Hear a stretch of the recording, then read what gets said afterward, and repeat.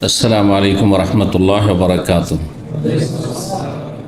إن الحمد لله نحمده ونستعينه ونستغفره ونعوذ بالله من شرور أنفسنا ومن سيئات أعمالنا. من يهده الله فلا مضل له ومن يضلل فلا هادي له. وأشهد أن لا إله إلا الله وحده لا شريك له وأشهد أن محمدا عبده ورسوله صلى الله تعالى عليه وعلى آله وصحبه وسلم تسليما كثيرا. أما بعد، فقد قال الإمام البخاري رحمه الله تعالى: باب من لبى بالحج وسماه. قال حدثنا مسدد قال حدثنا حمد بن زيد عن أيوب قال سمعت مجاهدا يقول حدثنا جابر بن عبد الله رضي الله عنهما قدمنا مع رسول الله صلى الله عليه وسلم ونحن نقول لبيك اللهم لبيك بالحج فأمرنا رسول الله صلى الله عليه وسلم فجعلناها عمرة। সম্মানিত ভাতৃমণ্ডলী, আল্লাহ রাব্বুল আলামিনের প্রশংসা এবং প্রিয় নবী সাল্লাল্লাহু আলাইহি সাল্লামের উপর সালাত ও সালামের পর 14 শাওয়াল 1445 হিজরি মোতাবেক 23 এপ্রিল 2024 আমাদের ধারাবাহিক আলোচনা সহিহুল বুখারীর কিতাবুল হজ, হজের পর্ব নম্বর 10। ইমাম বুখারী রাহমাহুল্লাহর হজের পর্বের অধ্যায় নম্বর 35, এতে একটি হাদিস রয়েছে। ইমাম বুখারী রাহিমাহুল্লাহ এই অধ্যায়ের বিষয়বস্তু সম্পর্কে বলছেন বাবু মান লাব্বা বিল হজ্জ ওয়া সাম্মাহু। এই অধ্যায় হচ্ছে কোনো ব্যক্তি যদি হজে তালবিয়া পাঠ করে এবং সেই হজের নাম উল্লেখ করে। সাম্মা ইউসাম্মি মানে নাম উল্লেখ করা, শাব্দিক অর্থ যেটা বললাম। নাম উল্লেখ করা মানে হজ যেহেতু 3 রকমের হয়, তো হজের নাম উল্লেখ করল যে আমি হজে তামাত্তু করছি, না কিরান করছি, নাকি ইফরাদ করছি। যদি বলে তো এই বলাটা শরীয়ত সম্মত কিনা, জায়েজ কিনা। আর যদি শরীয়ত সম্মত হয় তো সেটা ফরজ ওয়াজিব বলতে হবে, মানে উল্লেখ করতে হবে নাম যে আপনি কোন হজ করছেন, নাকি সেটা সুন্নত মুস্তাহাব। প্রথম কথা শরীয়ত সম্মত কি না। যদি শরীয়ত সম্মত না হয় তো আউট, তাই না, নিষিদ্ধ। যেমন সমস্ত ইবাদত বন্দেগীর ক্ষেত্রে নিয়ত উচ্চারণ করা শরীয়ত সম্মত না, তাহলে কি বেদাত। নামাজের নিয়ত পড়া, নায়তু আন উসাল্লিয়া লিল্লাহি তাআলা, জোহরের সলাত জোহরে মুতাওয়াজ্জিহাল কাবাতি শরীফাতে ইত্যাদি ইত্যাদি। ফরজ নামাজ তো সুন্নত নামাজ, বেতন নামাজ, এটা শরীয়ত সম্মত না শরীয়ত বিরোধী? শরীয়ত বিরোধী। শরীয়ত বিরোধী কাজ হারাম। আর হারাম বিভিন্ন রকমের। ধর্মীয় কাজের ক্ষেত্রে যদি হয় আর সেটা বাড়তি হয় তাহলে সেটা নাম বেদাত, সেটার নাম বেদাত। আর সেটা যদি শিরকের পর্যায়ে হয় তখন শিরক। শরীয়ত শিরক হচ্ছে শরীয়ত বিরোধী, ইসলাম বিরোধী, কিন্তু তার নাম শিরক। মাজার পূজা, মাজারে সেজদা করা, মাজারে খাসি মোরগ জবাই করা, মিলাদ করা, নিয়ত পড়া, জায়নামাজের দোয়া পড়া, সালাম ফেরাবো সম্মিলিত মোনাজাত করা শরীয়ত সম্মত না শরীয়ত বিরোধী? শরীয়ত বিরোধী, কিন্তু এটা শিরক না, এটা কি বেদাত। শরীয়ত বিরোধী যতগুলি হারাম কাজ, সুদ খাওয়া, ঘুষ খাওয়া, বেঈমানি করা ইত্যাদি, ইত্যাদি ইত্যাদি, তো ইসলাম বিরোধী কাজ অনেক রয়েছে। কিছু রয়েছে ধর্মীয় রঙে রঞ্জিত করে, মানে ধর্মীয় কাজ বলে করছে কিন্তু আসলে ধর্মীয় কাজ নয়। আর কিছু শরীয়ত বিরোধী হচ্ছে যেগুলো মানুষ পার্থিব স্বার্থে দুনিয়ার বিভিন্ন ক্ষেত্রে হারাম কাজ করেছে, এগুলো শরীয়ত বিরোধী। শরীয়ত সম্মত যদি হয় তখন তার হুকুম হবে সেটা ফরজ, নাকি সুন্নত মুস্তাহাব, নাকি জায়েজ। শুধু জায়েজের পর্যায়ে বিভিন্ন স্তর হইতে পারে। তো এই ক্ষেত্রে হজের নাম উল্লেখ করা মানে হজের সময় উচ্চারণ করা যে আল্লাহ আমি এটি উমরা করছি, এটা হজ করছি, এটা হজে কিরান করছি বা হজে ইফরাদ করছি, এটি বলা কি ওয়াজিব না সুন্নাত? সুন্নাত মুস্তাহাব। সুন্নাত মুস্তাহাব, এটা ওয়াজিব নয়। তাহলে ওয়াজিব ফরজ কি? নিয়ত করা। এখানে অন্তরে কেউ নিয়ত করে মিকাতে, এখন বলি উমরায় যাচ্ছেন, শুধু হজ নয় উমরায় যাচ্ছেন, আর আপনারা আমরা যখন তখন যাচ্ছেন, অনেকে যাবেন হয়তো, গেলেন মিকাতে, অনেক সময় উচ্চারণ করতে ভুলে যায়। এবারে আমার সাথে সফর সঙ্গীও ছিল ফ্লাইটে, বলছে আমি উচ্চারণ করতে ভুলে গেছি। ততক্ষণ ফ্লাইটটা ক্রস করে গেছে মিকাত, কিন্তু তাই বল কোনো অসুবিধা নেই, মুস্তাহাব উচ্চারণ করা। আপনি নিয়ত করেছেন তো? বলছে হ্যাঁ, নিয়ত আমি আগে করে ফেলেছি, যথেষ্ট। তো নিয়ত করা হচ্ছে যে আমি এহরামের কাপড় পরে আছি আর এহরামের নিয়ত করেছি, মানে আমি এবাদতে প্রবেশ করছি, এটা হচ্ছে ফরজ। এটা না করলে আপনি ফরজ ত্যাগ করে দিলেন।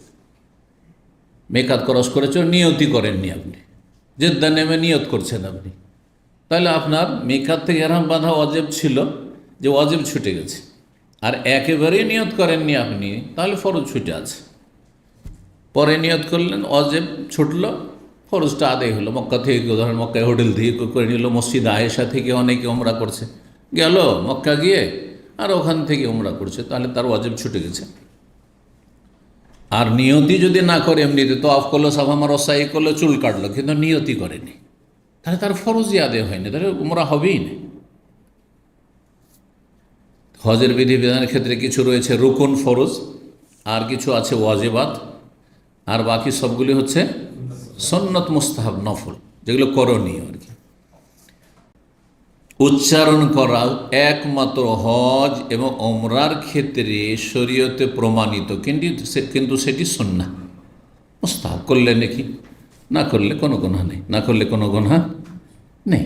জি, সুতরাং কেউ যদি এহরাম বাঁধার সময় হজ কিংবা ওমরায় সরাসরি লাব্বাইক আল্লাহুম্মা লাব্বাইক লাব্বাইক লা শারীকা লাকা লাব্বাইক লাব্বাইক ওমরাতান বলল না, 8 তারিখে যখন মেনা যাবে, এহরাম বাঁধছে, অন্তরে নিয়ত করলে এহরামের, আর এহরামের কাপড়ও পরেছে পুরুষ মানুষ, সে তো বিশেষ কাপড় যেহেতু রয়েছে, মহিলার ক্ষেত্রে নয়, মহিলা যে কোনো কাপড় হইতে পারে, তাদেরও সীমিত কিছু বিধি নিষেধ রয়েছে, সেগুলো চেহারা ঢাকবে না নেকাব দিয়ে, আর হাত মোজা পরবে না, ব্যাস এতটুকু, বাকি যে কোনো পোশাক পরবে। তো যাই হোক, 8 তারিখে লাব্বাইক আল্লাহুম্মা লাব্বাইক করতে করতে চলে গেল, লাব্বাইক হাজ্জান বলল না, হজ হবে না, শুধু সুন্নাত ছুটল। একমাত্র হজ এবং ওমরার ক্ষেত্রে নির্দিষ্টকরণ, নামটা শোনেন ভালো করে, নির্দিষ্টকরণ, তাহদিদ করা, যে আমার হজটা এটা হজে তামাত্তু না কেরান না এফরাত, নাকি আমি ওমরায় যাচ্ছি এখন এই মৌসুমে ওমরায়, সেই জন্য লাব্বাইক ওমরাতান, লাব্বাইক হাজ্জান, যদি হজে এফরাদ করেন লাব্বাইক হাজ্জান, হ্যাঁ লাব্বাইক ওমরাতান ও হাজ্জান একসাথে, আমি হজে কেরানে এসেছি, এটা সুন্নাত, এটা হচ্ছে সুন্নাত। তো কোনো ব্যক্তি যদি সেটি উচ্চারণ করে, তো এটা কেমন বলবো, যে এটা সুন্নাত, নবী সাল্লাল্লাহু আলাইহি ওয়াসাল্লাম করেছেন, সাহাবীরা করেছেন, কিন্তু সেটি বাধ্যতামূলক নয়। কেউ কেউ ভুল বুঝায় এখান থেকে যে অন্য ইবাদত, এরা আংশিক সহি আকীদা মানহাজের অনুসারী, কিন্তু পুরোপুরি নয়, অথবা তাদের হয়তো সহি আকীদার চেষ্টা করে, পালনের চেষ্টা করে, কিন্তু তারা এই সম্পর্কে অজ্ঞ, বুঝে নেয়, যার ফলে কি বলে জানেন, মানে একমাত্র হজ ওমরার ক্ষেত্রে নিয়ত পড়া জায়েজ বা শরীয়ত সম্মত। কি বলে? একমাত্র হজ ওমরার ক্ষেত্রে নিয়ত উচ্চারণ করা শরীয়ত সম্মত, আর বাকি নামাজ, রোজা, হ্যাঁ, আর অন্যান্য ইবাদত, জিকির, আজকার, দোয়া, অমুক তমুক, দান সাদকা, এগুলোতে নিয়ত উচ্চারণ করা জায়েজ নাই। মানে বেদাতীদের মতো এটা করে না যে নামাজে নিয়ত পড়বে, এটা করে না ওরা, বুঝতে পারছেন? রোজাতে নাওয়াইতা নাসুমা গাদান পড়বে, এটাও করে না, কিন্তু হজ উমরাতে মনে করে যে নিয়ত পড়া শরীয়ত সম্মত। এটা তাদের হয় অজ্ঞতা, আর মানে জানে না, আসলে জানে না, আর না হলে বিষয়টা বোঝার চেষ্টা করেননি। নবী সাল্লাল্লাহু আলাইহি ওয়াসাল্লাম কিন্তু বলেননি যে নাওয়াইতু উমরাতান, আছে কোনো হাদিসে? আল্লাহ নিয়ত করছে উমরার, আল্লাহুম্মা ইন্নী নাওয়াইতু উমরাতান, আছে? নাওয়াইতু হাজ্জান, আছে? কোন সাহাবী বলেছেন? কি বলেছেন? লাব্বাইক উমরাতান, লাব্বাইক হাজ্জান। তাহলে বোঝা গেল যে নিয়ত পড়েননি, নিয়ত পড়া বিদআত। হজেও এই জন্য, হজে বা উমরাতে গিয়ে কেউ যদি মিকাতে বলে আল্লাহুম্মা ইন্নী নাওয়াইতুল উমরাতা, যেমন এইসব চটি ফুটপাতিয়া কিতাবে যেগুলো মিসওয়াক বিক্রিকারীরা বিক্রি করে, হ্যাঁ, মিকাতে বা বিভিন্ন জায়গায়, বেদাতি কিতাবাদি, যাতে 7 চক্কর তওয়াফের 7টি দোয়া, আর সাফা মরার সাইর 7 চক্করে 7 দোয়া, আর যেখানে সেখানে বিভিন্ন বানানো দোয়া, আর তা গদ বাঁধা, আর তারপরে ওখানে লেখা আছে আল্লাহুম্মা ইন্নী নাওয়াইতুল উমরাতা ফায়াসসির হালি, সেটা সহজ করে দেওয়ার জন্য। সব বানানো দোয়া, সবই বানানো। এগুলো বেদাতি কিতাব, সতর্ক সাবধান। যদিও সৌদি আরবের ফুটপাতে বিক্রি হচ্ছে, কিন্তু ফুটপাতে বিক্রি হচ্ছে, কোন ইসলামিক সেন্টার বিক্রি হবে না। জি, ফুটপাত থেকে ওষুধ কিনবেন না, ঠিক তেমন ইসলাম নেবেন না। জাযাকুমুল্লাহ খের। তো হাদিস 1570 নম্বর হাদিস, প্রখ্যাত তাই মুজাহিদ বলছেন, হাদ্দাসানা জাবের বিন আব্দুল্লাহ, আমাদেরকে হাদিস বয়ান করেছেন জাবের বিন আব্দুল্লাহ রাদিয়াল্লাহু আনহুমা, সাহাবীর ছেলে সাহাবী আব্দুল্লাহ এবং তার ছেলে জাবের, তিনিও সাহাবী। বলছেন কাদেমনা মা রাসূলিল্লাহ সাল্লাল্লাহু আলাইহি ওয়াসাল্লাম, সবচাইতে বড় হাদিস বর্ণনা করেছেন। এখানে জেনে রাখা ভালো, সবচাইতে লম্বা দীর্ঘ হাদিস বয়ান করেছেন হজ সম্পর্কে, বিদায় হজ সম্পর্কে রাসূলুল্লাহ সাল্লাল্লাহু আলাইহি ওয়াসাল্লামের জাবের রাদিয়াল্লাহু তাআলা আনহু, যেটি সহিহ মুসলিম আছে। সহিহ মুসলিম আছে, 2 পৃষ্ঠার বেশি হবে, সেটি 2 পৃষ্ঠার বেশি হবে। 1 ঘন্টার দার্স হয়তো গোটা হাদিসটা শেষ করা যাবে না তাড়াহুড়া না করলে। যেভাবে স্বাভাবিক আমি দার্স দিই যে 1-1.5 ঘন্টার দার্সে শেষ করা যাবে না, এত লম্বা হাদিস রয়েছে। সেটা সহিহ মুসলিম, সহিহ বুখারীতে নেই। বিস্তারিত মানে সবগুলি হাদিসের কালেকশন হতে আছে। শুরু থেকে মদিনা থেকে বেরোলেন, আর গোটা রাস্তা, আর তারপরে মক্কা গেলেন, আর তারপর সমস্ত কাজ সেরে আবার মদিনা পৌঁছা পর্যন্ত ওই হাদিসটি বর্ণনাকারী জাবের রাদিয়াল্লাহু তাআলা। তো তার একটা অংশ এখানে ছোট্ট, কি বলছেন, কাদেমনা মা রাসূলিল্লাহ, আমরা রাসূলুল্লাহ সাল্লাল্লাহু আলাইহি ওয়াসাল্লামের সাথে আগমন করলাম। কাদেমা কদম থেকে, কদম মানে কি, পা, মানে পদার্পণ করলাম। এই জন্য বাংলা কি বলা হয়, কোনো জায়গায় আপনি পৌঁছিলেন বা নামলেন, কি বলা হয়, পদার্পণ করা হয়। জি, বলা হয় কাদেমনা, আমরা আসলাম রাসূলুল্লাহ সাল্লাল্লাহু আলাইহি ওয়াসাল্লামের সাথে মক্কায় হজের উদ্দেশ্যে। নাহনু নাকুল, আর আমরা বলছিলাম লাব্বাইক আল্লাহুম্মা লাব্বাইক বিল হজ্জে, হে আল্লাহ হাজির হয়েছে, হে আল্লাহ হাজির হয়েছি হজের উদ্দেশ্যে। এই যে দেখেন লাব্বাইক বিল হজ্জে, বলেননি যে নাওয়াইতুল হজ্জা। যদি বলতেন তাহলে এই এক শ্রেণীর লোকেরা যে ভুল তথ্য দেয় যে হজের ক্ষেত্রে, ওমরার ক্ষেত্রে আপনি নিয়ত পড়তে পারেন না, ভুল কথা। নিয়ত পড়তে পারেন না আপনি, নির্দিষ্ট করা সুন্নাত, সেটা লাব্বাইক শব্দ দিয়ে। জি, ওটার নাম নিয়ত নয়, নিয়ত পড়া নয়। বলছেন যে আমরা তো শুরু করেছিলাম কি দিয়ে, লাব্বাইক হাজ্জান দিয়ে, মানে হজের উদ্দেশ্যে। প্রথম হজে ইফরাতের নিয়তে এসেছিলাম, কারণ হজ মৌসুমে উমরা করা, হজে তামাত্তু কিরান করা, এটাকে মক্কার কাফেররা বা আরব কাফেররা কি মনে করতো, জাহেলি যুগে জঘন্য পাপ মনে করতো। গত সপ্তাহের হাদিসে গেছে। তারপরে মক্কা যখন পৌঁছছিলেন, তওয়াফ শুরু করার আগে ওহী আসলো যে তোমরা কি করতে পারো, হজ মৌসুমে উমরা করে নিতে পারো, মানে হজে তামাত্তু করতে পারো, কিরানও করতে পারো।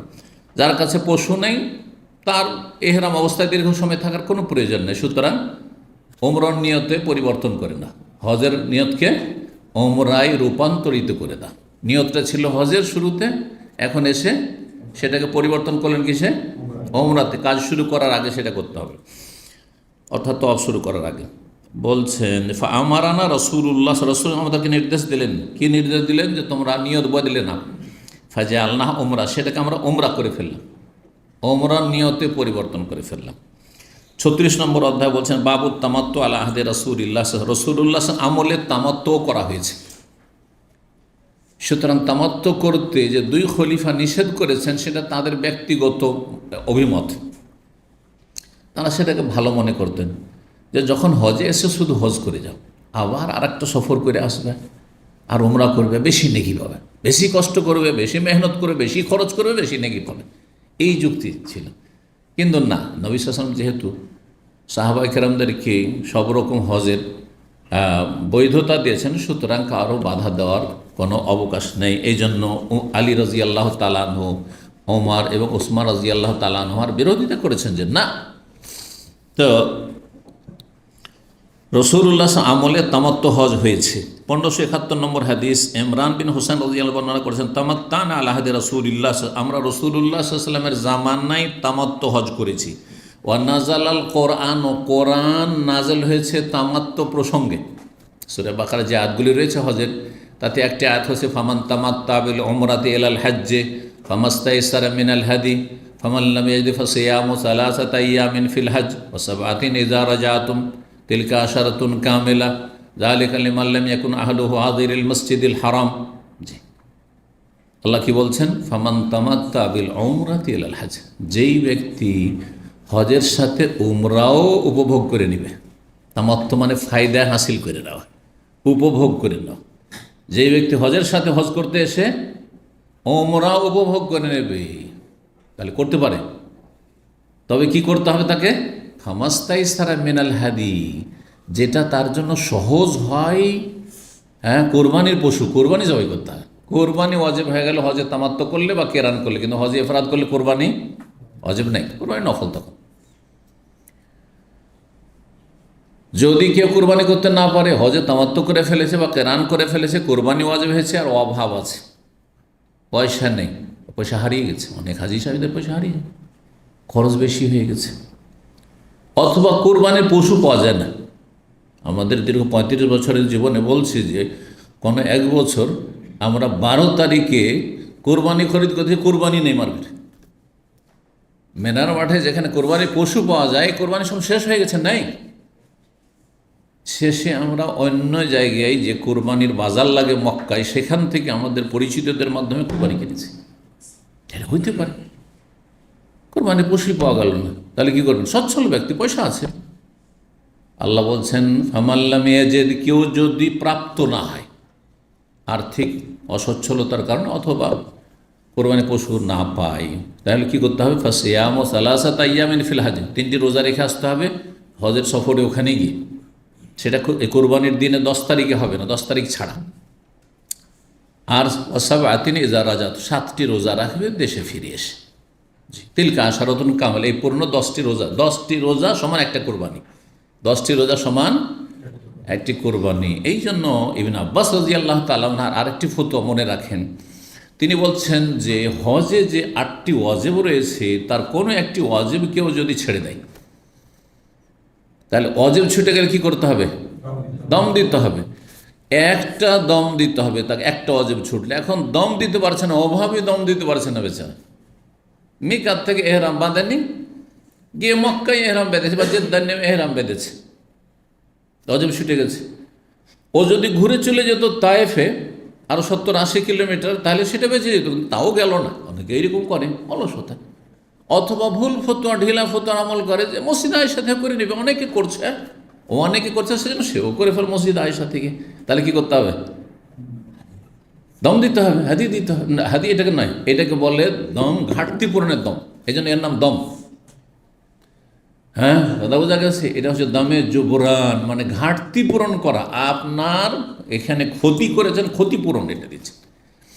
আর যেটা তামাত্তু হজ কারণে আর কেরান হজ করার কারণে যেটা দম, মানে কোরবানি জবাই করছেন, সেটা কিন্তু ঘাটতি পূরণ নয়, সেটা দমে শুকরান, একটা জবরান আর একটা শুকরান। হ্যাঁ, শুকরিয়া জ্ঞাপনের জন্য যে আল্লাহ শুক্র আদায় করছি যে আল্লাহ একই গুলিতে 2 স্বীকার করে ফেলবে। এক সফরে এসে মজু করলাম, উমরাও করলাম, আর মাঝখানে হালাল হয়ে থাকলাম। এতে তামাত্তুতে, কেরানে হালাল না হইলেও একসাথে দুটোই সেরে ফেললাম, বারবার আর আসতে হবে না, একটা উমরাও হয়ে গেল এখানে, ঠিক না? এই জন্য শুকরিয়া আর জন্য সেটা। তো যদি একটা ওয়াজিব ছুটে যায়, যেটা বলছিলাম, আর সেই ব্যক্তি অভাবে কোরবানি দিতে পারবেন না, তাহলে দিন সহজ। ইবনে আব্বাস বলছেন যে একটা ওয়াজিব সমান একটা ওয়াজিব ছুটে গেছে, মানে একটা কোরবানি আর একটা কোরবানি সমান 10টি রোজা। তাহলে 10টি রোজা রাখো, 10টি রোজা রাখো, অভাব হইলেও 10টি রোজা রাখো। যে ব্যক্তি মসজিদ আয়েশা থেকে উমরা করে নিল, দামাম থেকে যে বা বাইরে থেকে এসে, অথবা জেদ্দাতে নেমে ওখানে ইহরাম বাঁধলো, আর গেল না, তাই ফিরেও গেল না, তাহলে সংশোধন করে নিত, তাহলে ঝামেলা ছিল না, করলো না, তাহলে সেই ব্যক্তি হয় একটা কোরবানি দিক, আর নাহলে 10টি এই রোজা ওখানে রাখতে হবে। এই ক্ষেত্রে হ্যাঁ বলছেন দেশে রাখলেও চলবে, সে বাড়ি ফিরে এসে রাখলেও চলবে, মক্কাতে রাখলেও চলবে। জি, আল্লাহু আলাম। বলছেন যে কোরআনে কারীম নাযিল হয়েছে, এই কথা বলছেন কোরআনের আয়াতগুলি। কালারা জ্বলুন, তারপরে জনৈক ব্যক্তি বলেছেন বেরাইহি, তার ব্যক্তিগত অভিমত, রায়, রায় মানে মতামত, নিজের অভিমত, যা চেয়েছে, যা মনে চেয়েছে বলেছেন, মানে তার মনে চেয়েছে যে না হজের মৌসুমে ওমরা করতে হবে না, নিষেধ, আর তিনি খলিফা, ফরমান জারি করেছেন কেউ ওমরা করবে না, সবাই হজে এফরাদ করো। এটা তার ব্যক্তিগত মত। কার এটা? এই রাজুলুনকে জনৈক ব্যক্তি বলে কাকে ইঙ্গিত করেছেন? ওমর রাদিয়াল্লাহু তাআলা আনহুকে অথবা ওসমানকে। কেন আলী? আলী তো বিরোধিতা করলেন, কি এতক্ষণ পড়লেন তাহলে? 37 নম্বর বাবু কওলিল্লাহি তাআলা, এই অধ্যায় হচ্ছে মহান আল্লাহর বাণী সম্পর্কে, মানে এই আয়াতের তাফসীর সম্পর্কে। সূরা বাকারা আয়াত নম্বর 196, তারই একটা অংশ ওই যে হজের তামাত্তুতে কুরবানি দিতে হবে, সেটা শেষখানে আমি পড়লাম, যালিকা লিমান লাম ইয়াকুন আহলুহু হাদিরিল মসজিদিল হারাম। এই কুরবানি ওয়াজিব হবে এমন হাজী সাহেবের ওপর, এমন হজকারীর ওপর যার পরিবার, আহলুহু, আহল মানে যার পরিবার মসজিদে হারামে বসবাসকারী নয়, মসজিদে হারামের আশেপাশে বসবাস করে না, অর্থাৎ মক্কার বাসিন্দা যদি না হয়, বাইরের লোক, তাহলে হজে তামাত্তু করলে অথবা কেরান করলে কি করতে হবে? কোরবানি দিতে হবে। জালিকা, এখন এই জালিকার তাফসীরে দুটো মত হয়েছে, একটু মনোযোগী হয়ে শুনবেন, কারণ 4 মযহাবের এক ইমাম এক দিয়ে গেছে আর 3 ইমাম আর এক দিয়ে গেছে। এই আয়াতের তাফসীরের ভিত্তিতে তাফসীরটা 2 রকম করায়। জালিকা মানে এই কোরবানি ওয়াজিব, এটা একটা মত। আর একটা হচ্ছে জালিকা মানে কি? এইটা, তাই না, বা ওটা। হাজা মানে এইটা আর জালিকা মানে ওটা। কিন্তু কখনো কখনো জালিকা বলে, দেখেন সামনে বসে আছেন উনি বলেছেন, ইনি না বলে উনি বলছি না, মানে হ্যাঁ, তো ওই রকমই কখনো কখনো হাজার জায়গায় জালিকাও বলা হয় কাছে থাকলেও। তো জালিকা বলতে এখানে কি বোঝানো হয়েছে? অধিকাংশ আইম্মা, ইমাম শাফি, মালিক, আহমদ, 3 ইমাম বলছেন যে এই কুরবানি কার ওপর ওয়াজিব হজে তামাত্তু কেরান করে? যার পরিবার মসজিদে হারামের আশেপাশে বসবাসকারী নয়, মানে বহিরাগত হাজি, যারা মক্কার বাইরে থেকে যারা এসছে, জেদ্দা থেকে এসছে, মদিনা থেকে এসছে, তায়েফ থেকে এসছে, বা এক কথা মক্কার বাইরে থেকে এসছে, হারামের এলাকার বাইরে থেকে যেসব হাজিরা এসেছে তাদের ওপর কি? জালিকা, এই কুরবানি ওয়াজিব এমন লোকদের ওপর, এমন হাজিদের ওপর যাদের পরিবার মসজিদে হারামের আশেপাশে বসবাসকারী নয়, মানে বাইরের। এবার ক্লিয়ার না? তাহলে কোরবানি হজে তামাত্তু করেন মক্কার লোক। এখন মাসলা কি হলো? মক্কার লোক হজে তামাত্তু কেরান করতে পারবে কি না? এই 3 ইমাম বলছেন মক্কার লোকও হজে তামাত্তু করতে পারে, কেরান করতে পারে, ইফরাদও করতে পারে, আমাদের মতে। কিন্তু মক্কার লোক যদি তামাত্তু হজ করে বা কেরান করে, মক্কার লোক বলতে কি বোঝায়? মক্কার নাগরিক, শুধু নাগরিক হোক অথবা প্রবাসী হোক, দেখি হোক না কেন, মক্কায় বাস করছে, মক্কায় এক কথায় বাস করছে, মক্কায় চাকরি করছে, যদি হজে তামাত্তু কেরান করে তাহলে কোরবানি দিতে হবে না, কোরবানি ওয়াজিব হবে না। আল্লাহ ওদের জন্য হালকা করেছেন যে তোরা কেন কোরবানি দিবি, বাইরের লোক এত কোরবানি দিচ্ছে, সেটাই খেয়ে শেষ নাই, তো তোদের কোরবানি মাফ। কিছু কিছু ডিসকাউন্ট আল্লাহ মক্কাবাসীর জন্য আল্লাহ দিয়েছে, কি বুঝলেন? এইটা ডিসকাউন্ট তাদের একটা, যে হচ্ছে তামাত্তু করো, কেরান করো, কিন্তু তোমাদের কোরবানি দিতে হবে না। পক্ষান্তরে ইমাম আবু হানিফা রাহিমাহুল্লাহ, হানাফি মযহাব, এ আয়াতের তাফসীর ভিন্ন রকম করছে। জালিকা মানে কোরবানি নয়, জালিকা মানে হজে তামাত্তু কেরান এমন হাজিদের জন্য যাদের পরিবার মসজিদে হারামের আশেপাশে বসবাস করে না। অর্থাৎ হানাফি মযহাবে মক্কার লোকেরা হজে তামাত্তু কেরান করতে পারবে না, জায়েজ নয় তাদের জন্য, জায়েজ নয়, বুঝলেন? এটা হচ্ছে তার মত। কিন্তু আসলে এই তাফসীরটি ঠিক নয়, বরং কারণ নবী সাল্লাল্লাহু আলাইহি সাল্লামের একটি কোনো হাদিস নেই যে মক্কার লোক তোমরা শুধু ইফরাদ করো, ওমরা করবে, যে কোনো সময় ওমরা করতে পারবে, সুতরাং তোমরা এই হজ মৌসুম ওমরা করবে না, এমন কোনো আছে? কোনো কিছু নেই। আর নবী সাল্লাল্লাহু আলাইহি ওয়াসাল্লাম যখন হজকে 3 ভাগে ভাগ করেছেন, সবার জন্য সেটা, উম্মতের সবার জন্য, সে মক্কায় বাস করুক আর বাইরের লোক। তাহলে জালিকা বলতে এখানে কি? কোরবানি ওয়াজিব হওয়া। আশা করি বিষয়টি বুঝেছেন? মনে রাখার চেষ্টা করবেন। 1572 নম্বর হাদিস, ইবনে আব্বাস রাদিয়াল্লাহু তাআলা আনহুমা বর্ণনা করছেন, আন্নাহু সুইলা আন মুতাতিল হজ, তাকে জিজ্ঞাসা করা হয় হজের মোতা সম্পর্কে। হজের মোতা মানে হজের তামাত্তু সম্পর্কে, হজের তামাত্তু সম্পর্কে। হজের মোতা কেন বললেন? আর একটি মোতা গত সপ্তাহে বলেছি, কিসের মোতা? বিয়ের মোতা, মোতাতুন নিকাহ। হ্যাঁ, যেটা শিয়া রাফেজিদের নোংরামি জেনা করে থাকে, ধর্মীয় রং দিয়ে খুব বড় সবের কাজ জেনা করায় তাদের কাছে। আল্লাহ হেফাজত করুক এদের অনিষ্ট থেকে।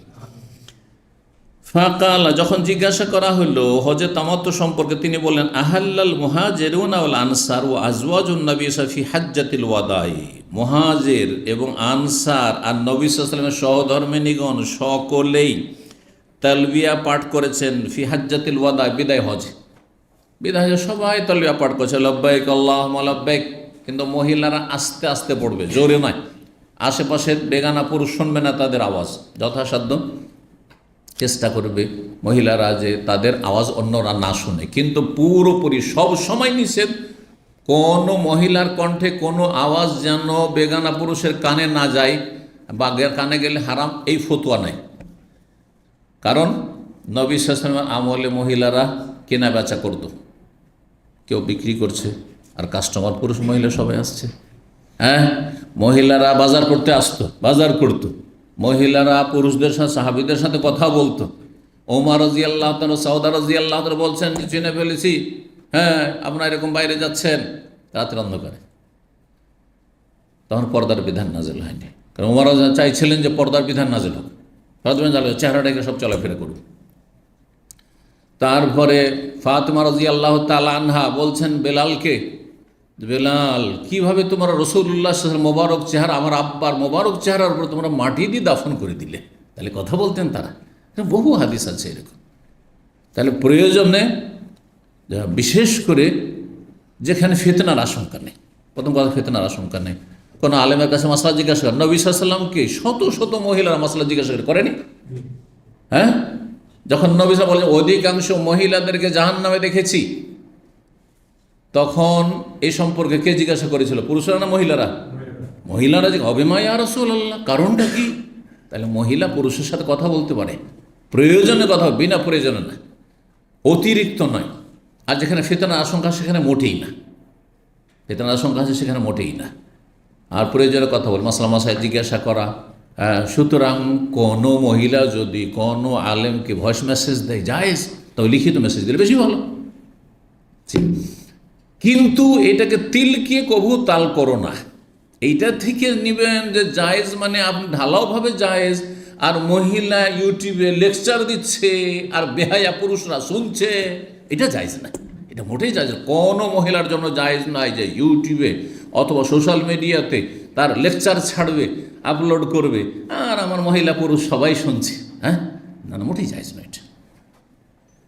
ওয়াজ মাহফিলে হ্যাঁ দাঁড় করে দিচ্ছে মহিলা, এখন হ্যাঁ সে মহিলা ভাষণ দেবে আর পুরুষরা শুনছে, না না, মোটেই জায়েজ নয় এটা। সেটা কোনো রাজনৈতিক ভাষণ হোক আর ধর্মীয় ভাষণ হোক, কোনোটাই জায়েজ নয়। কিন্তু প্রয়োজনে কথা বলা জায়েজ আছে।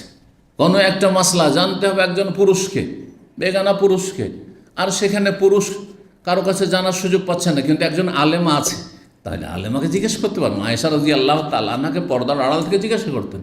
বহু দলিল রয়েছে, প্রয়োজন মাফিক পুরুষ মহিলার সাথে কথা বলতে পারবে, যেখানে ফিতনার আশঙ্কা নেই, অতিরিক্ত না।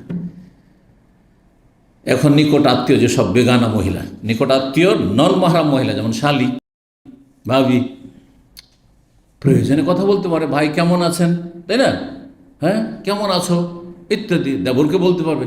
কিন্তু তাই বলে কেমন আছো, ভালো আছো, রাগ করেছো নাকি, দেখি না অনেক দিন, কি ব্যাপার, আসো না, হারাম তখন চলছে, তখন হারাম চলছে অবশ্যই। কি ব্যাপার, আমাদের ভুলে গেছেন নাকি? হ্যাঁ, স্বামীর বন্ধুকে ভুলে গেছেন নাকি, আপনি আসেন না, ও ভাই তো থাকে না, বাসায় থাকে না, না থাকলে কি হলো, অসুবিধা নাই, আউযুবিল্লাহ, আউযুবিল্লাহ, হারাম, যাইস না এগুলো। সব কিছুর একটা পরিমাণ আছে, বর্ডার আছে, তিলকা হুদুদুল্লাহ, বর্ডার পার করলে বিপজ্জনক, পুরুষের জন্য বিপজ্জনক, মহিলার জন্য বিপজ্জনক। যে কিছু মহিলা এমন চরমপন্থী আছে, এমন কট্টরপন্থী আছে, পাশ দিয়ে যাচ্ছে, আর সেখানে ধরেন নিকটাত্মীয় কিন্তু নন মাহারাম অথবা শেখ তার কাছ থেকে এলিম শিখছে, পাশ দিয়ে যাচ্ছে, সালাম আলাইকুম বলবে না, না এটা চরমপন্থা, এটা বাড়াবাড়ি। কেমন আছেন শেখ যদি বলে না যাইজ, না মোটে না যাইজ না। কিন্তু যদি গল্প করা শুরু করে অতিরিক্ত, না না না, তাহলে তখন আপত্তিকর। জি, আল্লাহ হেফাজত করুন। মধ্যম পন্থা সব ক্ষেত্রে অবলম্বন করতে। 1572 নম্বর হাদিসটা বলছিলাম। হ্যাঁ, ফালামা কাদেমানা মক্কাতা, বিদায় হজে আসলেন, তালবিয়া পাঠ করে মক্কা যখন আসলেন, কালা রাসূলুল্লাহ সাল্লাল্লাহু আলাইহি ওয়াসাল্লাম বল, ইজ আলু ইহলালাকুম বিল হজ্জ উমরাতান, তোমাদের হজের তালবিয়াকে তোমরা এখন ওমরায় রূপান্তরিত করো। ওই হাদিসটা বিভিন্ন ভাষা দিয়ে আসছে। হজের নিয়ত করে এসেছিলে, এখন কি করো, ওমরা করে ফেলো। ইল্লা মান কাল্লাদাল হাদিয়া, তবে যেই ব্যক্তি কোরবানির পশুকে মালা পরিয়ে নিয়ে এসছে, মানে কোরবানির পশু সাথে নিয়ে এসছে, তখন আমরা কি করলাম, তুফনা বিল বাইতুল্লাহ তওয়াফ করলাম, অবিস সাফা আল মারা, সাফা মারওয়ার সাই করলাম, ওয়াতাইনান নেসা, তারপরে চুল ছোট করে চুল কেটে কি হইলাম, হালাল হয়ে গেলাম। সাহাবী বলছেন, কে সাহাবী? ইবনে আব্বাস। ওয়াতাইনান নেসা, আর আমরা বিবিদের কাছে আগমন করলাম। বিবিদের কাছে আগমন করলাম মানে দেখা করতে আসলাম নাকি সহবাস করলাম, ভদ্র ভাষা। জি, বিবিদের কাছে আগমন করা। ওয়াতাইনান নেসা ওয়ালাবিসনা সিয়াবা, আর কি করলাম আমরা, স্বাভাবিক সাধারণ কাপড় পরিধান করলাম, পুরুষরা সেলাই করা কাপড় পরলাম।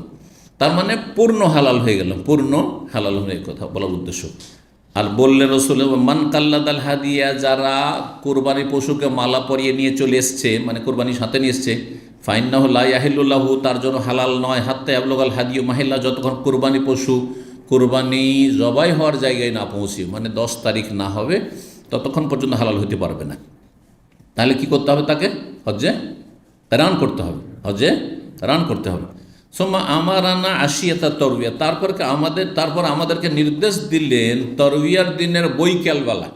বৈকাল বলতে এখানে দুপুর, বৈকাল মানে বিকাল না, তার জোহর পার হয়ে গেছে। অথচ সন্ন্যত হচ্ছে যে মেনা থেকে কি করতে হবে, হাজি সাহেবকে 8 তারিখে না কোন সময় পৌঁছিতে হবে, বৈকালে না জোহরের আগে? জোহরের আগে, সকালবেলা জোহরের আগে যে কোনো সময় পৌঁছে যান আপনি। আর গিয়ে জোহর পড়েন, জোহরের সময় আসর পড়বেন, আসরের সময় মাগরিবের সময় এশার সময় ফজরের সময় 5 ওয়াক্ত।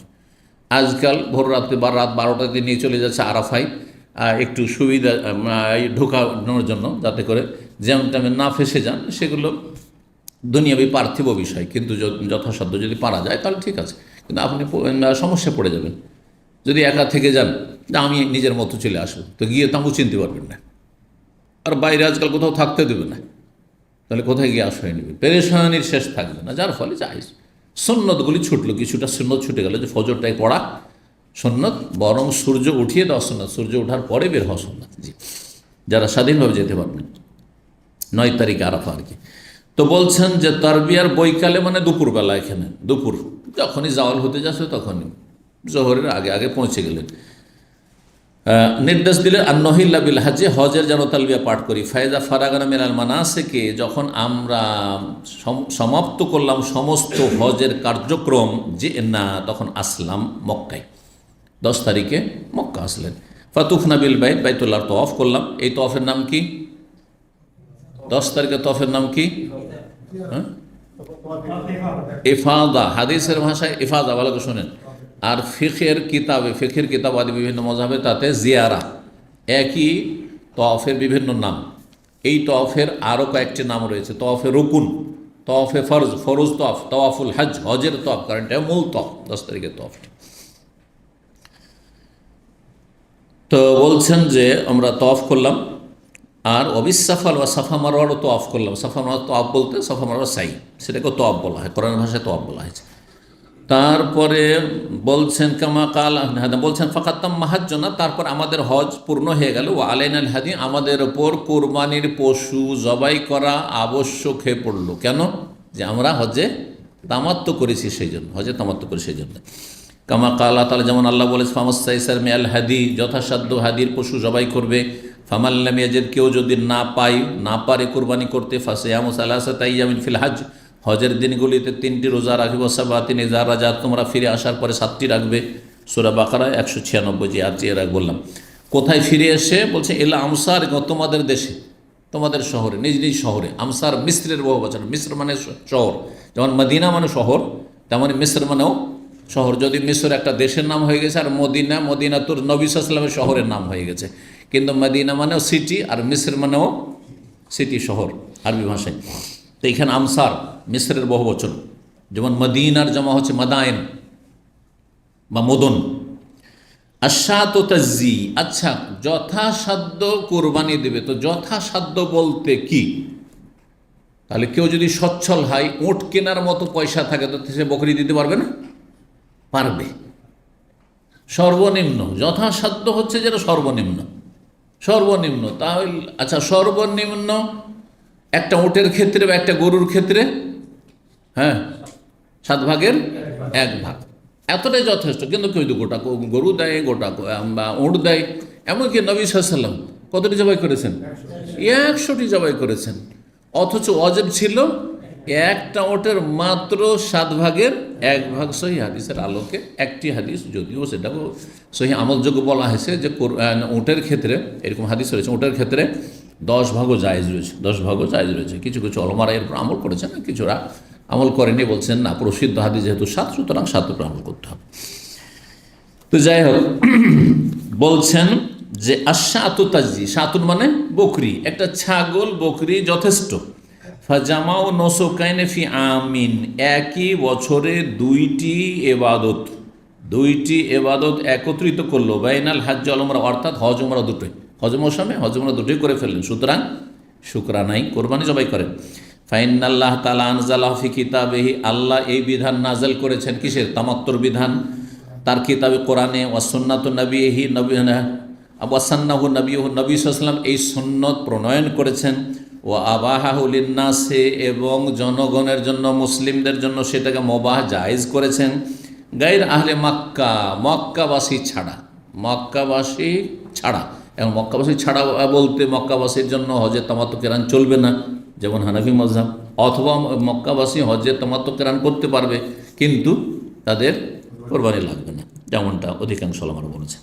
কাল আল্লাহ, মহান আল্লাহ বলছেন, যালিকা লিমান লাম ইয়াকুন আহলুহু হাযিরিল মসজিদিল হারাম ওয়া আশহুরুল হজ, হজের মাসগুলি কি কি? আল্লাতী যাকারাল্লাহু তাআলা, যার কথা আল্লাহ কোরআনে বর্ণনা করে। আল হজ্জ আশহুরু মালুমাত, শাওয়াল, যুলকাদা ওয়া যুলহজ্জা, যুলহিজ্জা 2 রকমই পড়া যায়, যুলকাদাও পড়া যায়, যুলকেদাও পড়া যায়। ফামান তামাত্তা ফি আশহুর হাযিহিল আশহুর, এই মাসগুলিতে কেউ যদি তামাত্তু করে, অর্থাৎ শাওয়াল মাসে একটা উমরা করলো, বা জিলকাদ মাসে এখন একটা উমরা, এই শাওয়াল চলছে এখন, শাওয়াল যাওয়ার পরে জিলকাদে একটা উমরা করে নিল, আর তার মক্কাতে থেকে গেল, আর উমরা টুমরা করলো না, 8 তারিখে সরাসরি মেনা চলে গেল, তাহলে তার হজ কি হবে? হজের তামাত্তু হয়ে যাবে। এইটাই দিয়ে সে তামাত্তু করতে পারে, কারণ হজের মাসই তার যেহেতু হয়েছে। কিন্তু রমজানে কেউ যদি করে, সেটা দিয়ে কাজ হবে না, কারণ রমজান হজের মাস নয়।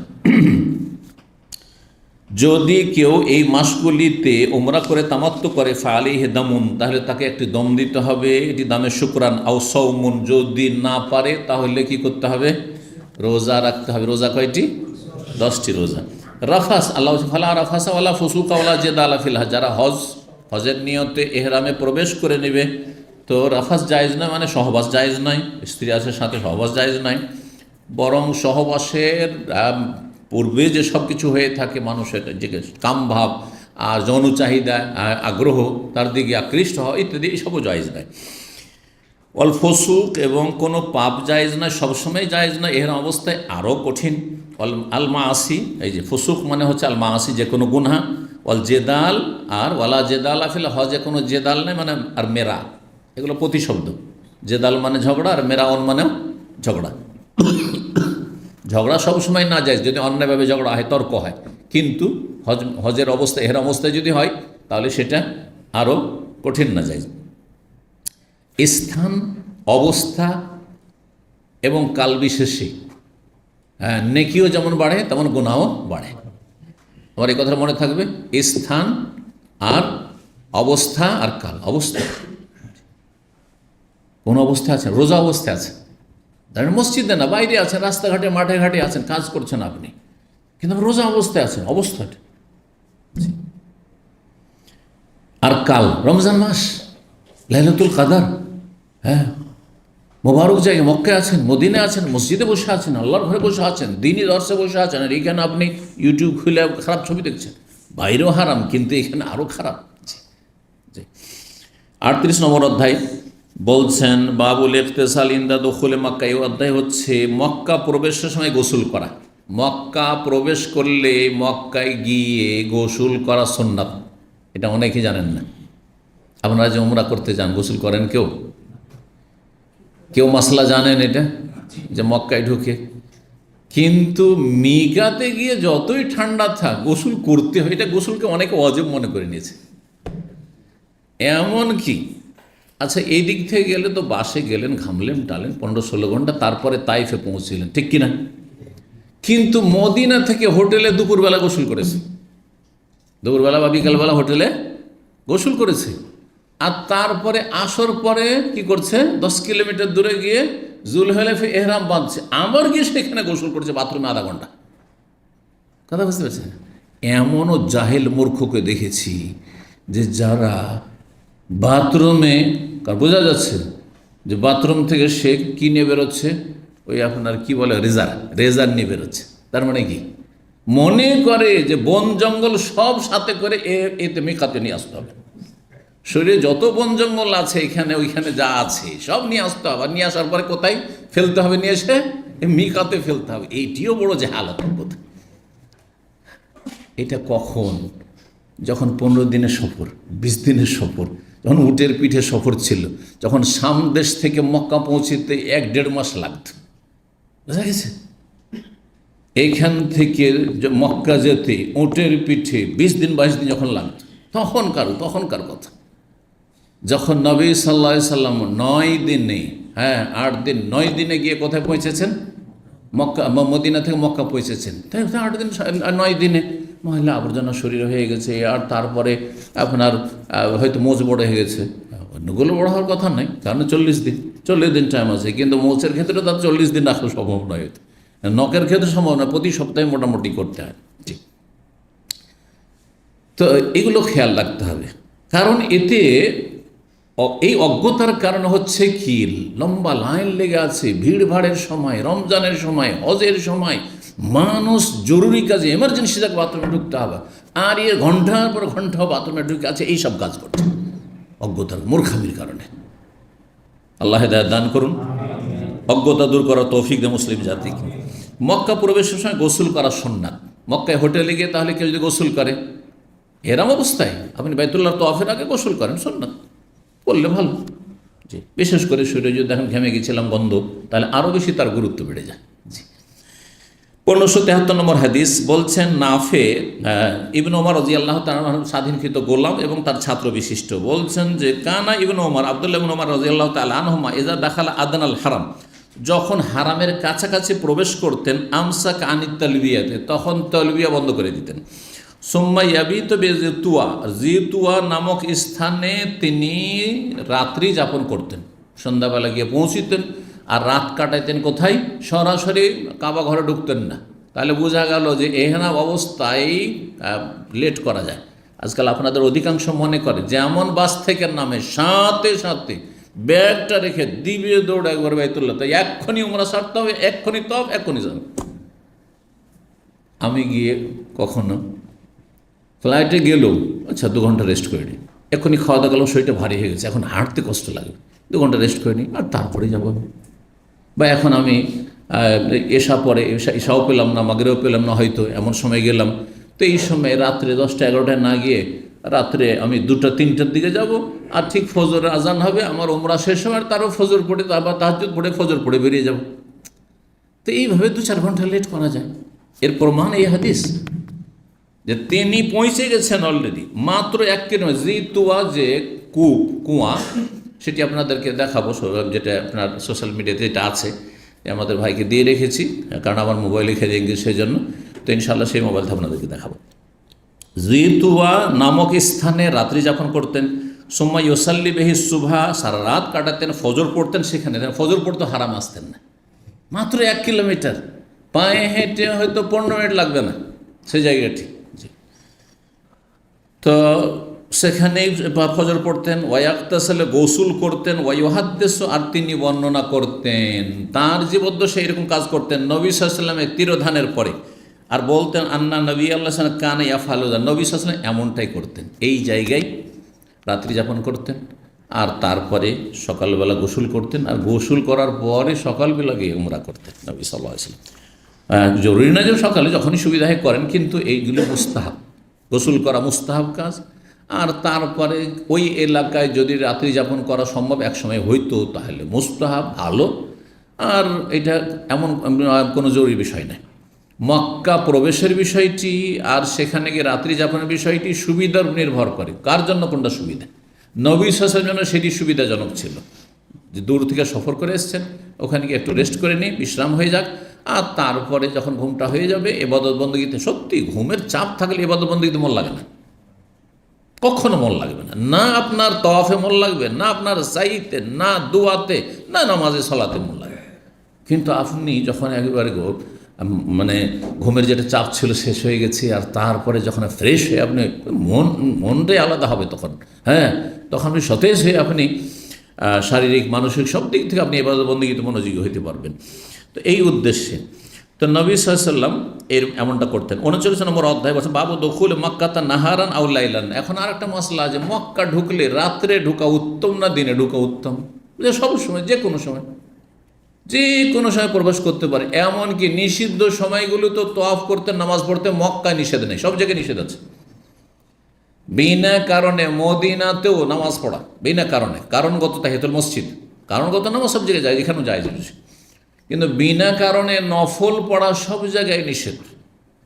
একমাত্র মসজিদে হারামে 24 ঘন্টা তওয়াফ করতে পারে, আর 24 ঘন্টা তওয়াফের শেষে যেহেতু সালাত রয়েছে, যেমনই তওয়াফ শুরু হইল, আরে এখন তো সূর্য ডুবতে যাচ্ছে, এখন তো ঠিক সূর্য ডুবছে, সুতরাং একটু থেমে যায়, করতে হবে না, না না, নিষেধ। নবী সাল্লাল্লাহু আলাইহি ওয়াসাল্লাম স্পষ্ট এবং হাদিস রয়েছে। তো বলছেন যে মক্কায় দিন রাত যে কোনো সময় প্রবেশ করতে পারে। বলছেন বাতান নবী জিতুয়া, নবী সাল্লাল্লাহু আলাইহি ওয়াসাল্লাম রাত কাটিয়েছেন, রাত্রি যাপন করেছেন জিতুয়া নামক স্থানে, হাত্তা আসবাহা, তারপরে সকাল করে দিয়েছেন, সুম্মা দাখাল মাক্কা, তারপরে মক্কায় প্রবেশ করেছেন। ওয়াকানা ইবনু উমর রাদিয়াল্লাহু আনহু ইয়াফালুহু, ইবনু উমর রাদিয়াল্লাহু আনহু নবী সাল্লাল্লাহু আলাইহি ওয়াসাল্লামের সুন্নতের পাবন্দি করতে গিয়ে, অনুসরণ করতে গিয়ে এমনটাই করতেন। 1574 নম্বর হাদিস ইবনে উমর রাদিয়াল্লাহু তাআলা বর্ণিত, তিনি বলছেন বাতান নবী জিতুয়া, নবী সাল্লাল্লাহু আলাইহি ওয়াসাল্লাম রাত কাটিয়েছেন জিতুয়ায়, হাত্তা আসবাহা, সকাল হয়ে গেল, সুম্মা দাখাল মাক্কা, মক্কায় প্রবেশ করলে ইবনে উমর এমনটাই করতেন। একই কথা 40 নম্বর অধ্যায় বলছেন বাবুনি অধ্যায় হচ্ছে মিন আইনা ইয়াদখুলু মক্কা। আর একটি বিষয়, মক্কা ঢুকলে কোন দিক থেকে ঢুকবেন আপনি, কোন রাস্তা দিয়ে ঢুকবেন, যেটা যার জন্য সুবিধা। আসল মাসলা হচ্ছে যেটা যার জন্য সুবিধা।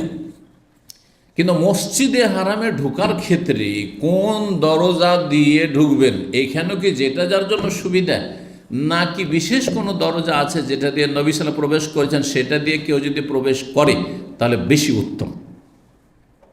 একদল উলামা বলেছেন যে কেউ যদি নবী সাল্লাল্লাহু আলাইহি ওয়াসাল্লাম যেই দরজা দিয়ে প্রবেশ করেছেন সেই দরজা দিয়ে প্রবেশ করে তাহলে বেশি উত্তম, কিন্তু শর্ত হচ্ছে যেন সেখানে বেশি ভিড় না হয়, আর কাউকে কষ্ট দেওয়া না হয়, আর নিজেরও কষ্ট না হয়, এসব শর্তে। নবী সাল্লাল্লাহু আলাইহি ওয়াসাল্লাম কোন দরজা দিয়ে প্রবেশ করেছেন বাইতুল্লাহ, কে বলতে পারে? হ্যাঁ, উত্তর পূর্ব দিক থেকে, ঠিক বলেছে, অবশ্য ঢোকার দিকটা না, কিন্তু কোন দরজা? মসজিদ হারামের প্রত্যেকটা দরজার নাম আছে অথবা নাম্বার আছে, যেমন King Abdul Aziz gate, King Fahad gate আছে না নেই? বাবুসালাম, হাসান বাবুসালাম, বাবুসালামটা সাফা এবং মারওয়ার মাঝখানে একটা লিখেছে বাবুসালাম, এখানে আছে বাবুস সালাম। এই দিক থেকে নবী সাল্লাল্লাহু আলাইহি ওয়াসাল্লাম নেমেছেন গিয়ে, আর এই দিকে নবী সাল্লাল্লাহু আলাইহি ওয়াসাল্লামের বাড়ি, নবী সাল্লাল্লাহু আলাইহি ওয়াসাল্লামের বাড়ি যে লাইব্রেরিটা আছে এই দিক থেকে গেলেই সামনে পড়বে। এইটাকে কিছু কিছু দেশের মানুষ, আমি আরবিয়ানরা, আমি জানতাম না বিষয়টা, এবং অনেক বছর আগে, আজকে 15-20 বছর আগে, একজন মেসর অথবা মরক্কো কোনো দেশ থেকে এসছে, আসার পর জিজ্ঞেস ওয়াইন বাবুসালাম, আমাকে জিজ্ঞেস করছে। তা আমি ওর আশেপাশে কিন্তু আছি, তা বলছি হ্যাঁ যে বাবুসালাম। তখন পর্যন্ত আমি জানি না যে বাবুসালাম কেন জিজ্ঞেস করছে, কারণ বাবুসালাম দিয়ে ঢুকতে হবে এমন খেয়ালটা আমার, বা না ঢুকতে হবে কিছু কিছু মযহাব অথবা কিছু কিছু মুসলিমরা মনে করে যে নবী সাল্লাল্লাহু আলাইহি ওয়াসাল্লাম ঢুকেছেন, সুতরাং ওই রাস্তা দিয়ে ঢুকতে হবে। তো এমনটা আসলে নয়। নবী সাল্লাল্লাহু আলাইহি ওয়াসাল্লামের জন্য সেটা সুবিধাজনক ছিল। আবার নবী সাল্লাল্লাহু আলাইহি ওয়াসাল্লাম এই দিক থেকে গিয়ে নামছেন তো ঘুরে গিয়ে ঢুকবেন কিং আবদুল্লাহ গেট দিয়ে নাকি, না কিং ফাহাদ গেট দিয়ে? হ্যাঁ, আপনি মিসফাল্লা দিয়ে যাচ্ছেন, তা আপনি সামনে সামনে কিং আবদুল্লাহ গেটে ঢুকবেন, আপনি তার বাম দিক দিয়ে একটু যাচ্ছেন তা কিং ফাহাদ গেট দিয়ে ঢুকবেন, ঠিক কিনা? যে দিক দিয়ে যাবেন সেই গেট দিয়ে ঢুকবেন। এইটাই হচ্ছে যুক্তিসঙ্গত, এইটা হচ্ছে শরীয়তসম্মত। কিন্তু কষ্ট করে আমি ওই প্রান্তে আছি আর ওই দিক থেকে এদিকে আসতে আমাকে অনেক কষ্ট করতে হবে, অনেক লোককে কষ্ট করতে হবে, কত লোককে ডিঙিয়ে যেতে হবে, কত মুসল্লি সামনে দিয়ে যেতে হবে, আর এসে আমি এখানে বাবুস সালাম খুঁজে বেড়াবো না, এটা মোটেই শরীয়তসম্মত নয়। কিন্তু কেউ হয়তো এদিক থেকে গেছে, যেমন আপনারা যাচ্ছেন এদিক থেকে মোয়াল্লার দিকে বাস নামাচ্ছে, আর তারপরে এদিকে সুলাইমানে ওইখানে, আর তারপরে ওই দিক থেকে এই দিক থেকে গেলেন, আর সামনে দেখছেন বাবুস সালাম, আর দেখছেন ভিড় ভাড়ও নাই, কাউ কোনো ধাক্কাধাক্কি হবে না, কাউকে কষ্ট দেওয়া হবে না, আর মহিলাদেরও সেখানে গ্যাদারিং নেই, সুতরাং আলহামদুলিল্লাহ ঢুকে পড়ে উঠে দিই, ভালো, কোনো অসুবিধা নেই, যেমনটা করেছেন নবী সাল্লাল্লাহু আলাইহি ওয়াসাল্লাম। তো মক্কা কোন দিক থেকে প্রবেশ করে, যে দিক থেকে সুবিধা, এখানে শুধু মক্কার মসজিদ হারামের কথা নয়, বরং মক্কার কোন দিক থেকে। নবী সাল্লাল্লাহু আলাইহি ওয়াসাল্লাম ঢুকেছেন এক রাস্তা দিয়ে আর বেরিয়েছেন আর এক রাস্তা দিয়ে, কিন্তু যেটা যার সুবিধা সেটাই করবে। 1575 নম্বর হাদিসগুলি দেখি। বলছেন আব্দুল্লাহ বিন উমর রাদিয়াল্লাহু তাআলা আনহুমা, কানা রাসূলুল্লাহ ইয়াদখুলু মাক্কাতা মিনাস সানিয়াতিল উলিয়া, রাসূলুল্লাহ সাল্লাল্লাহু আলাইহি ওয়াসাল্লাম প্রবেশ করতেন মক্কায় সানিয়ায় উলিয়া দিয়ে। সেই যুগে সানিয়া বলা হইতো, হ্যাঁ সানিয়া বলা হইতো রাস্তাকে। কোন রাস্তা? যেটা উলিয়া, উঁচা সানিয়া। মক্কার দুই দিকে দুটো সানিয়া ছিল, একটা হচ্ছে সানিয়া উলিয়া মানে উঁচা উঁচু এলাকা, আর একটি হচ্ছে সানিয়া সুফলা, নিচু সানিয়া, সানিয়া সুফলা। তো নবী সাল্লাল্লাহু আলাইহি ওয়াসাল্লাম মক্কা প্রবেশ করতেন কোনটা দিয়ে? সানিয়া উলিয়া দিয়ে, উঁচু এলাকা দিয়ে। ওয়াখরুজু মিনাস সানিয়াতে সুফলা, আর সানিয়া সুফলা দিয়ে বেরোতেন। এখন এর ব্যাখ্যা কি? আরও দুই একটা হাদিস দেখে নেন, যাতে কাদা দিয়ে ঢুকতেন, কোদা দিয়ে বেরোতেন, এরকম কথা আছে। তো ওই হাদিসগুলো আমরা দেখে নিই। ওপর এলাকা দিয়ে ঢুকতেন, নিচু এলাকা দিয়ে বের হতেন, সবগুলি হাদিস আমরা দেখে নিই, আর তারপরে তখন ইনশাআল্লাহ তাআলা পুরো ব্যাখ্যাটা করে দেবো, আর এতে আলোচনা শেষ হয়ে যাবে। 41 নম্বর অধ্যায় বলছেন, বাবুন মিন আইনা ইয়াখরুজু মিন মক্কা, মক্কা থেকে যখন বের হবেন কোন রাস্তা দিয়ে বেরোবেন, যেটা আপনার জন্য সুবিধাজনক সেটা দিয়ে বেরোবেন।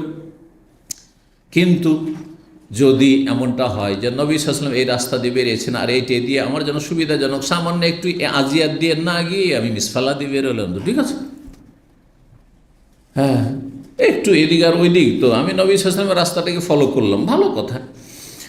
1576 নম্বর হাদিসে বর্ণনা করে ইবনে উমর বলছেন, আন্না রাসূলুল্লাহ সাল্লাল্লাহু আলাইহি ওয়াসাল্লাম দাখালা মক্কাতা, রাসূলুল্লাহ মক্কায় প্রবেশ করেছেন মিন কাদা, কাদা নামক স্থান দিয়ে, যেটা মিনাস সানিয়াতুল উলিয়া উঁচু এলাকায় অবস্থিত, আল্লাতি বিল বাথা, যেটা বাথার দিকে, মুহাসাব যেদিকে, অর্থাৎ আপনার মুআল্লা যে কবরস্থান, হ্যাঁ এই দিক থেকে মুআল্লা কবরস্থান পার করে আসলে জুমাইজা মহল্লার নাম সাইনবোর্ডগুলোতে দেখবেন জুমাইজা লেখা আছে।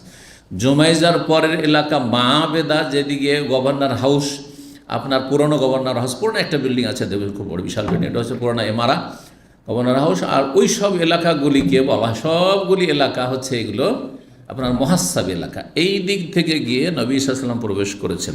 খুব সহজ ভাষায়, যেদিকে আপনাদের বাসগুলো গিয়ে নামাচ্ছে সেদিকটা হচ্ছে কাদা, আর সেদিকটা হচ্ছে সানিয়াতুল উলিয়া, সেদিকটা হচ্ছে উঁচু এলাকা। এই দিক থেকে প্রবেশ করতে, অর্থাৎ নবী সাল্লাল্লাহু আলাইহি ওয়াসাল্লাম বাড়ির দিক থেকে নবী সাল্লাল্লাহু আলাইহি ওয়াসাল্লাম প্রবেশ করেছেন। ওয়াখারাজা মিনাস সানিয়াতুস সুফলা, আর বেরিয়েছেন সানিয়া সুফলা হয়ে, সানিয়া সুফলা নিচু এলাকা দিয়ে। এখন নিচু এলাকা, এখন তো অনেক পরিবর্তন হয়ে গেছে, এত পাথর কাটা হয়েছে, এত পাহাড় কাটা হয়েছে, এত সুড়ঙ্গ তৈরি করা হয়েছে, বোঝাই মুশকিল, পুরোটাই পরিবর্তন হয়ে গেছে একবার। কিন্তু তখনকার নিচু এলাকা ছিল এই মিসফালার দিকে, এই মিসফালা ওই আসফাল থেকে, সুফলা থেকে, বোঝা গেছে না? তো মিসফালার দিক থেকে, কারণ দুই দিকে বিশাল বিশাল পাহাড়, মিসফালার ওই দিক থেকে বেরিয়ে সামনে বেশ কিছু দূরে গিয়ে, সব তো ডান দিকেও পাহাড়, সব পাহাড় আর পাহাড়, জাবাল ওমর, ওই যে হিলটন ফিল্টন হয়েছে, তাহলে সামনে আরও এগিয়ে চলে যেত, তারপরে গিয়ে তখন ডান দিকে কেটে রাস্তা, তখন ওই দিক থেকে ঘুরে এসে আপনার জারওয়াল আর হয়ে জাহের হয়ে তারপরে তার মসজিদে তামিমের রাস্তা ধারা, ওই দিক থেকে ঘুরে এসে। এখন দিকের দিক থেকে আমি বলে দিই, তাহলে আরও সুবিধা হবে। যখন ঢুকেছেন তখন উত্তর পূর্ব দিক থেকে ঢুকেছেন, কারণ এদিকটা হচ্ছে উত্তর পূর্ব, উত্তর মোয়াল্লা কবরস্থানের দিকটা হচ্ছে উত্তর পূর্ব দিক আর উঁচু এলাকায় দিক। দেখেন উঁচা উঁচা হয়ে আছে কিন্তু যেগুলো। আচ্ছা, যদিও হয়তো অনেকে বুঝতে পারবেন না, কিন্তু অনেকে বুঝতে পারবেন। আর মিসফালার দিক থেকে বেরিয়ে যেহেতু আবার উত্তর দিকে যেতে হয়েছে, সেই জন্য এই দিকটাই দক্ষিণ পশ্চিম দিক থেকে বেরিয়েছেন। কোন দিক থেকে বেরিয়েছেন? দক্ষিণ পশ্চিম দিক থেকে বেরিয়েছেন। তো চলেন, আর দু একটি হাদিস আছে এই একই অধ্যায়ে। বলছেন তারপরে 1577 নম্বর হাদিসে মা আয়েশা রাদিয়াল্লাহু তাআলা আনহা আন্নান নবী সাল্লাল্লাহু আলাইহি ওয়াসাল্লাম ইলা মক্কা, নবী সাল্লাল্লাহু আলাইহি মক্কায় আগমন করলেন। দাখালা মিন আলাহা, উঁচু এলাকা দিয়ে প্রবেশ করেছেন। ওয়া খারাজা মিন আসফালিহা, নিচু এলাকা দিয়ে বেরিয়েছেন। আচ্ছা, এটা কি কোনো ইবাদতগত বিষয়? যদি এটা ইবাদতগত বিষয় হয় তাহলে আমাদের কিন্তু অনুসরণ করতে হবে। তাহলে আমাদেরকে ওপর দিক থেকে নাম আসতে হবে, ঢুকতে হবে, মানে এদিকে মহল্লার দিক থেকে গাড়ি ঢুকাইতে হবে, আর আমাদেরকে বের হইতে হবে ধরুন মিসফাল্লার দিক থেকে। তেমন তো কেউ করেন না। যদি এটি এবাদতের বিষয় হইতো তাহলে তো নেকির বিষয় আর নবী সাল্লাল্লাহু আলাইহি অনুসরণের বিষয়, তাহলে করতে হইতো। আর যদি এটা কিসের বিষয়? সুবিধার বিষয়, যে কোন দিক থেকে আমার ঢোকা সুবিধা, কোন দিক থেকে বের হওয়া সুবিধা, আর এটাই হচ্ছে ঠিক। তো নবী সাল্লাল্লাহু আলাইহি সাল্লামের জন্য মক্কায় আসার সময় এই দিক থেকে যেহেতু আসছেন, উত্তর দিক থেকে, উত্তর দিক মদিনা উত্তর দিক থেকে আসছেন, সুতরাং এই দিক থেকে ঢুকে গেলেন।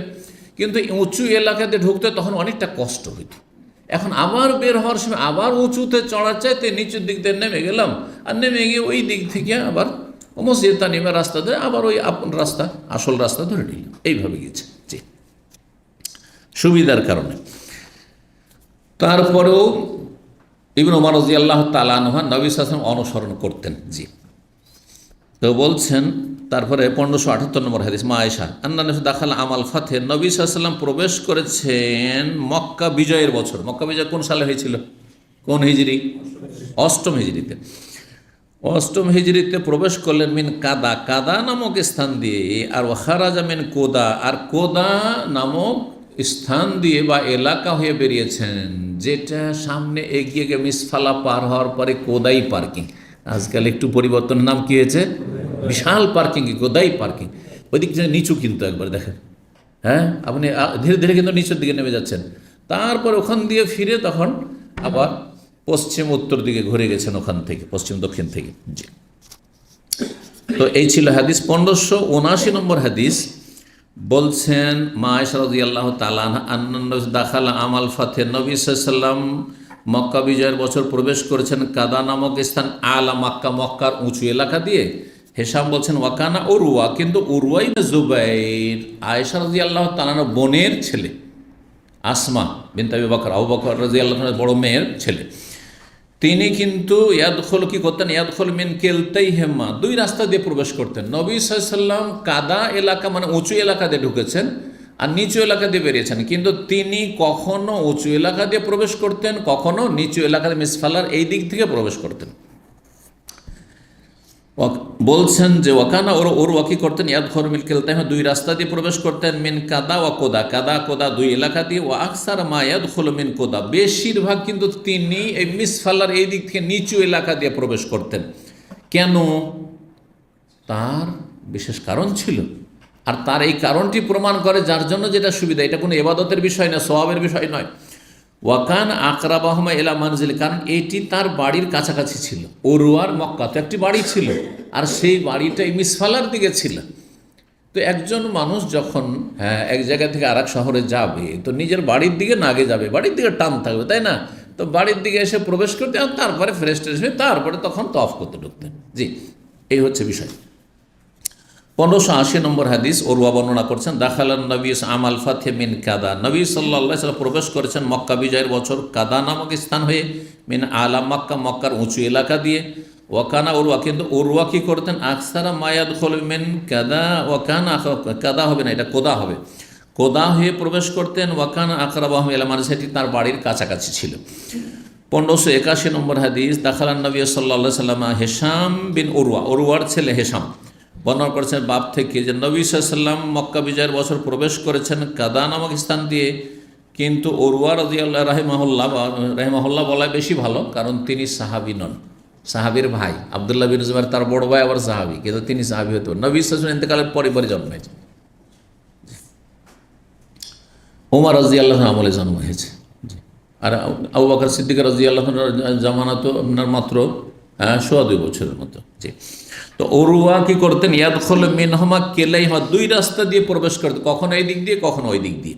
ওয়া কানা আকসারা মা ইয়াদখুলু মিন কাদা, মিন কোদা হবে কিন্তু কাদা করেছে, বেশিরভাগ, কারণ আগের হাদিসে কোদা আসলো, বেশিরভাগ তিনি প্রবেশ করতেন কোদা নামক স্থান হয়ে, আকরাবাহুম ইলা মানজিলি, যেটি তার বাড়ির কাছাকাছি। ইমাম আবু আবদুল্লাহ ইমাম বুখারী রাহিমাহুল্লাহ বলছেন কাদাউন ওয়া কোদাউন বা কোদা মৌদে আনে, এই দুটো স্থানের নাম মক্কায় দুটো স্থানের নাম হচ্ছে কাদা এবং কোদা। জি, এরকম একটি জায়গায় যারা মিসফা সম্পর্কে জানা করে, মিসফালাই বাংলাদেশি যারা খুব পুরনো যুগে এসেছে, এক তো বর্মিরাতে ভরা, আর বর্মির পরে বর্মার লোকেদের, রোহিঙ্গাদের পরে যারা মক্কায় বাংলাদেশের মানুষ যেই দুই ডিস্ট্রিক্টের সবচেয়ে বেশি সংখ্যায় বসবাস করে, আপনারা বলতে পারেন চিটাগাং আর নোয়াখালী ছাড়বেন না আপনি কিন্তু। হ্যাঁ, নোয়াখালী, ও যে, কারণ আমি বেশ কিছু চিনতাম, ওদের বাড়ি তো থেকেছি আমি ছাত্র জীবনে কি হোটেল, কত হোটেলের পয়সা, তো কোনো যাতে ফ্রি থাকতে পেলেই তো ভালো। তো একটু পরিচিতি ছিল, খাতির ছিল এক মুরব্বী, তো মুরব্বীদের বাড়িতে, তো মুরব্বী নোয়াখালীর ছিলেন, ও 50-60 বছর আগে। তখন উনি বলতেন, ওনার সাথে দেখা আছে, রাহিমাহুল্লাহ মারা গেছেন, আকরাম সাহেব, ওনার ছেলে মেয়েরা সব সৌদিদের মতো, মেয়েগুলো সব সৌদির সাথে বিয়ে দিয়েছে। বলছে তখনকার যুগে 5 টাকাতে ন্যাশনালিটি ছিল, আর 2 টাকাতে সারা জীবনের একামা ছিল। তা আমাদেরকে বলা হলো যে 5 রিয়াল দিয়ে ন্যাশনালিটি নিবে না 2 রিয়াল দিয়ে সারা জীবনের একামা নেবে। বলছে থাকাই না দরকার, তো 5 টাকা কেন দিতে যাবো, 5 টাকা কেন দিতে যাবো, 2 টাকা দিয়ে সারা জীবন একামা নিতে হয়ে গেছে। বলছে আজ আমার মেয়েরা সব ইয়ে হয়ে গেছে, সৌদি হয়ে গেছে, কয়েকটা মেয়ে বিয়ে দিয়েছি, কিন্তু আমার ছেলেরা, আমার নাতিরা, ছেলেরা ছেলের মেয়েরা কেউ ইয়ে পারলো না, কি বলে, সৌদি হইতে পারলো, কারণ আমি তখন নিলাম না যে ওই যে 5 টাকা আর 2 টাকার পার্থক্য। জি, এরকমটাই হয়, মানুষ যদি গায়েব জানতো কত কী যে করে ফেলতো, তাই না? জি, স্বর্ণের রেট একসময় দামে 2002-এর দিকে 30 টাকা নেমে এসে 30 করে গ্রাম। তখন চিন্তা করে আর একটু কমতে পারে, তখন বেশি পয়সা হচ্ছিল না, আর একটু কমতে পারে, আরও কমুক, আর কমবে, এই যে উঠতে শুরু হইল, আচ্ছা নামবে, হয়তো নামবে, আর নামলো কোথায়। সুতরাং স্বর্ণকে তালাক, হ্যাঁ, স্বর্ণকে ইউরোপিয়ানদের মতো সাদা চামড়াওয়ালাদের মতো তালাক দিয়ে দেন। কিন্তু মুসলিমদের রোগ, এরা সোনা কিনবেই, স্বর্ণ কিনবেই। দেখেন ইউরোপিয়ান লোক, ওদের শরীর দেখছেন, ওরা তো খোলা থাকছে, দেখেছেন যে স্বর্ণ করে আছে খুব বেশি, না কিছু। এই রোগ এশিয়াতে, স্বর্ণের আসক্তি। জি, তো যাই হোক, দুনিয়াদারি একটু বাদ দেন, আর আখিরাত করেন, আর মহিলাদেরকে এগুলো বুঝাবার চেষ্টা করেন। আল্লাহ তৌফিক দান করুন, আল্লাহ বরকত দান করুন। জাযাকুমুল্লাহ খাইরান, ওয়া সাল্লাল্লাহু সাল্লাম আলা নবিয়িনা মুহাম্মদ ওয়া আলা আলিহি ওয়া সাহবিহি আজমাইন।